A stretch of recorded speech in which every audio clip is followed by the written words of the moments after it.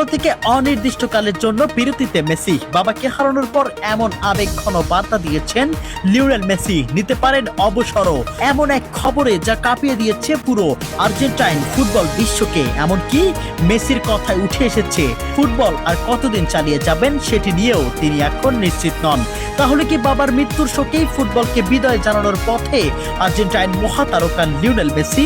বিস্তারিত রিপোর্টে।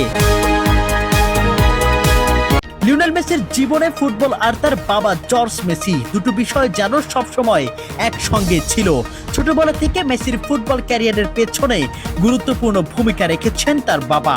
দীর্ঘদিন ধরে তিনি মেসির এজেন্ট হিসেবেও কাজ করেছেন। কিন্তু সেই বাবাকেই হারিয়েছেন মেসি। 8ই আগস্ট 2026 আর্জেন্টিনার রোজারিওর এক মেডিকেল ক্লিনিকে 68 বছর বয়সে মারা যান জর্জ মেসি। তিনি দীর্ঘদিন অসুস্থ ছিলেন। বাবার মৃত্যুর পর সামাজিক যোগাযোগ মাধ্যমে একটি হৃদয় বিদারক বার্তা দেন মেসি। সেখানে নিজের বাবাকে হারানোর কষ্ট প্রকাশ করতে গিয়ে তিনি জানান, বাবাকে ছাড়া কিভাবে এগিয়ে যাবেন সেটি এখন বুঝতে পারছেন না। আর সবচেয়ে বেশি আলোচনায় জন্ম দিয়েছে তার আরেকটি কথায়।